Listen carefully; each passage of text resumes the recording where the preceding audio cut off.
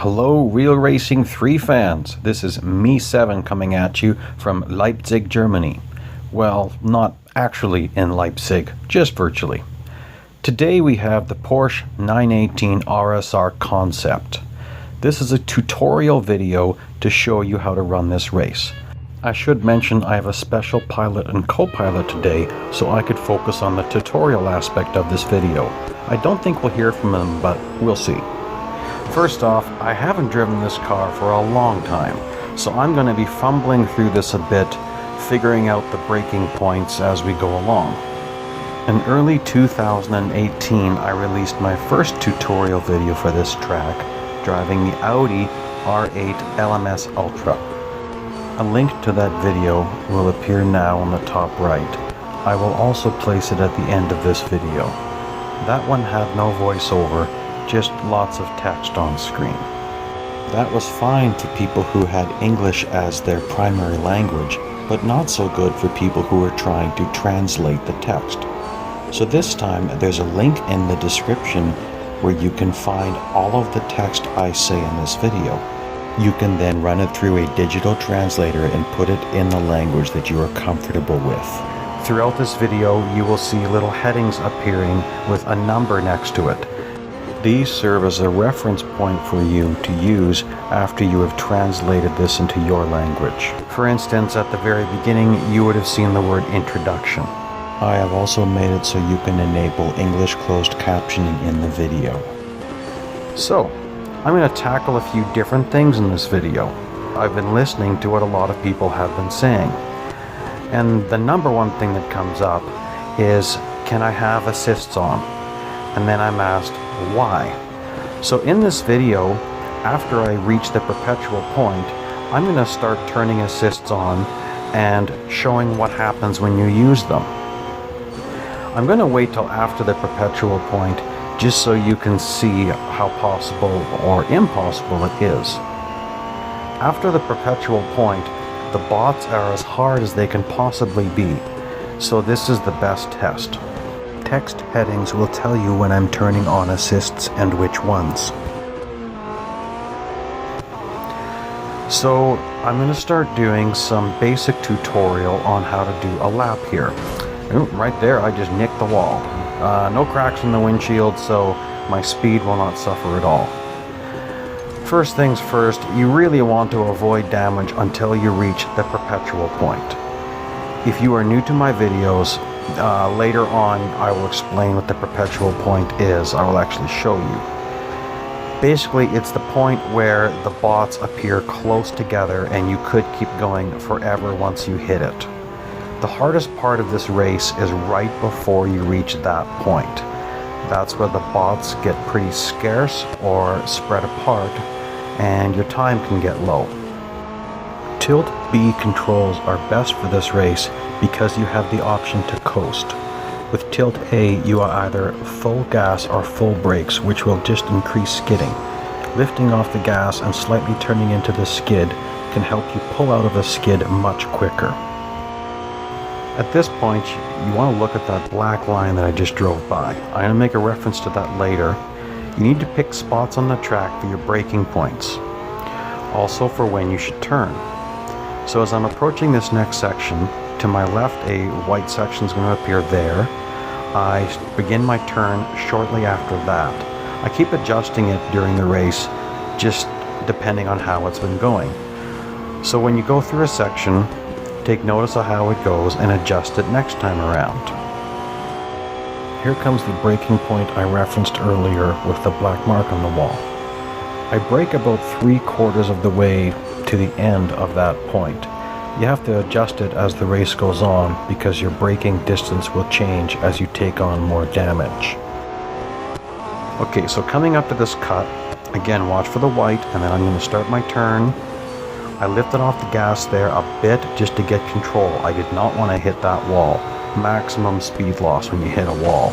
And then you damage your car and then you are slower top speed, slower acceleration, less grip and less brakes. That's what a big crash can do to you, and you don't get that back. So brake a bit early as you're going through this section so you don't overdrive it. You don't want to see a bunch of skidding. You're just wasting time, and it's going to be harder on you. Again, you got to take it easy into here. I think I've covered this one enough now.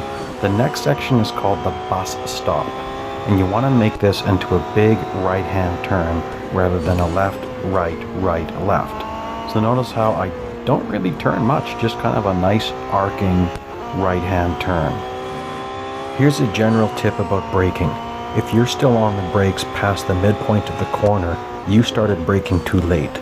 As a general rule, you should be back in the gas by the midpoint of the corner. That's important in this hilly, windy section. As we head into this next section, you got to plan your pass. He's going to brake after I turn. He's not going to be in the way.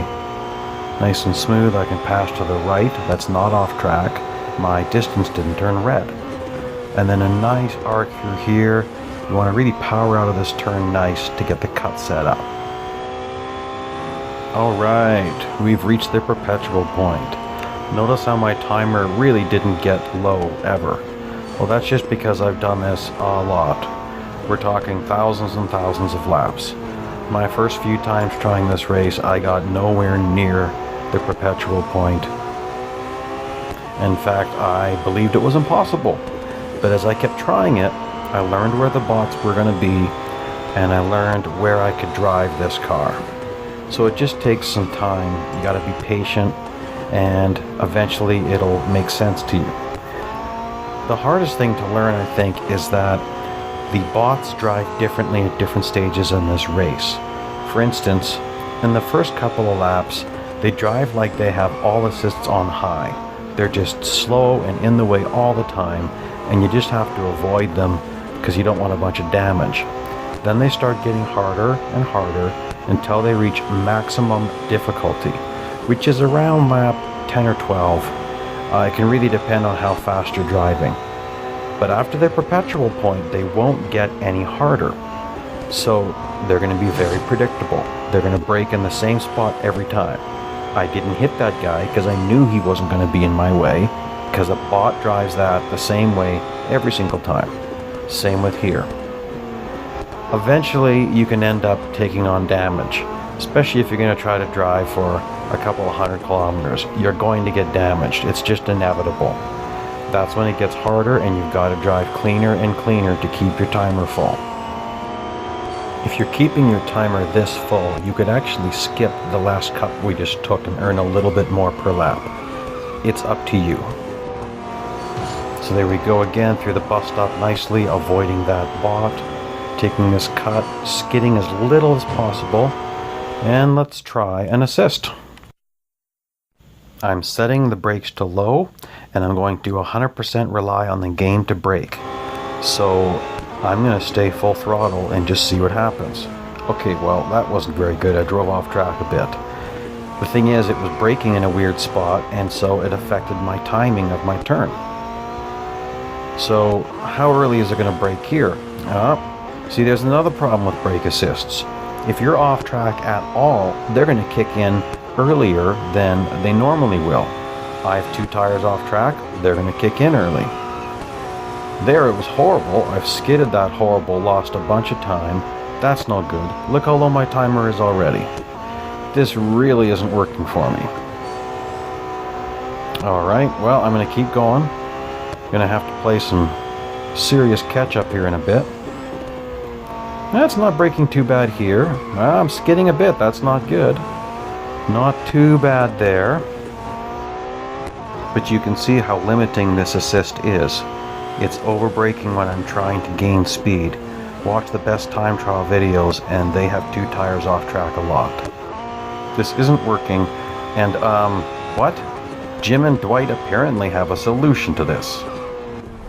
Does this thing have turbo? Nitrous? Hit the NOS. NOS?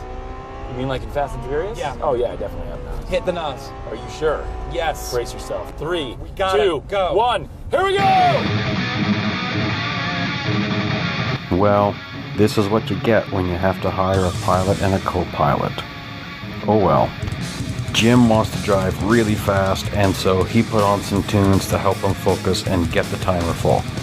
When you have a driver this skilled, you just let him do what he needs to do to catch up. Alright, timer's full, Jim's happy, let's try steering assist on low.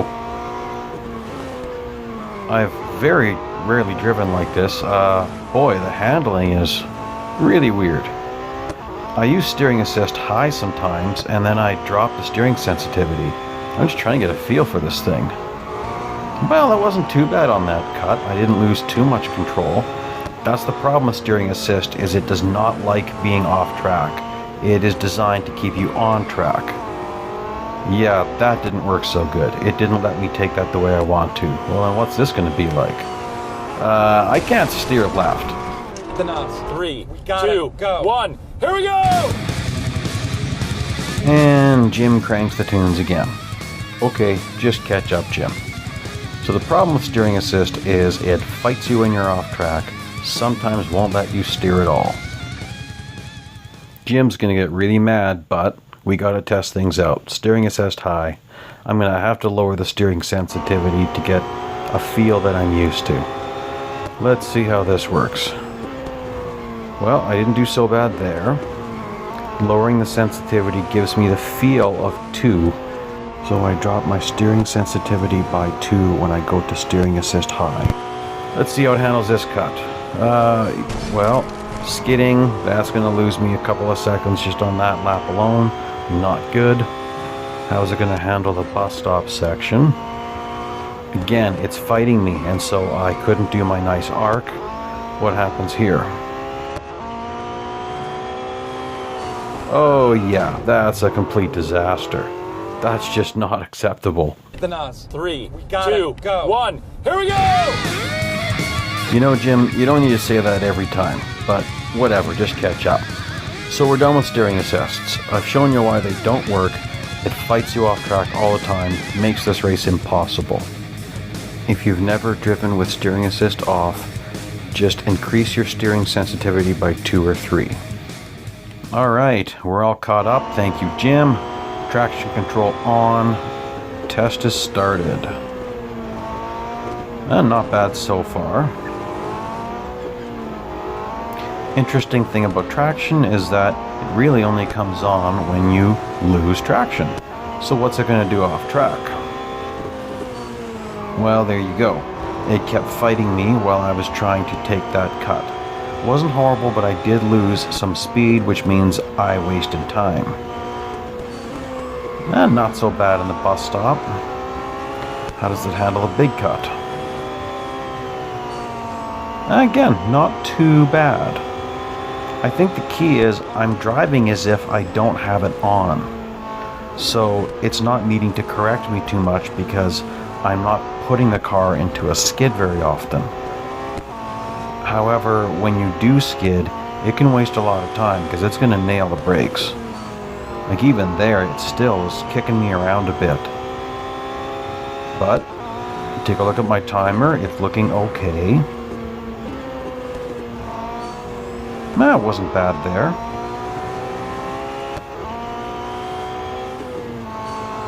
Yeah, that was more speed loss than I would like. That's because I was skidding a bit and then it turned on. So this really isn't useful for me at all. I'm guessing that it's really going to hurt you when you're trying to do this race. So I would say keep it off. Surprised Jim's done this many laps. Apparently he doesn't mind it too much. Timer's full.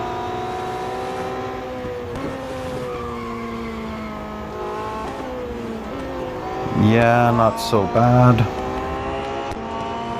We are done with this one. Jim needs to chill out a bit. The NOS. 3, Got 2, it. Go. 1. Here we go! Again, Jim, and now you're giving me attitude? What's with the look? Whatever. Enjoy yourself. Well, there's only one assist to try now, and that's going to be brake assist on high. Now that could get very frustrating, I think, so I'm just going to let Jim have some cool down time here. You can see this, I'm at 60 plus kilometers now. The race is going pretty good. Timer's nice and full.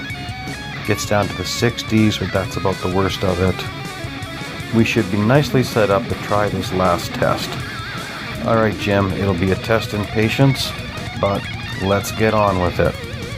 Come on, Jim. Here we are with brake assists on high. Again, I'm going to let the game do all the braking for me. I'm going to stay full throttle. And also, again, when you go slightly off track, it puts you braking the points even earlier. Well, I'm just going to avoid going off track then. This is horrible.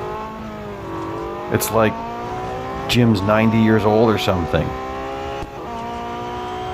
Wow. Look at that timer. Wow, this really isn't working. Can you imagine if I'd combined assists? It would be really bad. Well, let's try this cut. Oh, wonderful. Low 80s for kilometers an hour. Yeah, no. Take it off. That was a complete disaster. Brake assist high completely ruins this race. 1 lap and my timer is so low. I really hope we can catch the bots, but I don't have a lot of confidence. I pushed Jim too far and he's used up all the NOS. I don't know what we're gonna do. So the bots are still there somewhere. I'm just really far behind. And we'll see if I can catch up again. The problem with the Perpetual point is that it's not a fixed point on the track. It's based on fast lap times back to back. So if you run too slow, you'll never hit that point. As you can see, there's a bot. I don't know if I'm going to have enough time to catch them. This is getting really tight, but you can see they were still there. They're still nicely grouped. Look at that, nice big group. They're right there. There's nothing I can do about this. If I wouldn't have nicked that wall, I would have caught him. There you go. Brake assists high ruin the race after just 1 lap. Jim is understandably furious and wants the tunes back on. I don't blame him. I will get you to the final numbers right away. These are just the base numbers. I'm not doing this race on a bonus R or on a bonus fame day, and I didn't hire the manager or the agent. Also, I only drove 42.5 laps. Run this race on a bonus fame or R day with the manager or agent hired, and go 200 or more laps, and these numbers get much more impressive. Some people say you should just drive the 10-lap Le Mans race with the agent hired on bonus fame days. However, the most you can earn in that race on a 100% bonus fame day with the agent hired is 115,200 points. Well, you just have to run this race for 65 laps to match that, and then every additional lap is a bonus on top of that. So if you have the time to spare, it is much more profitable to run this race. I hope you enjoyed this. Thank you for watching, and happy racing.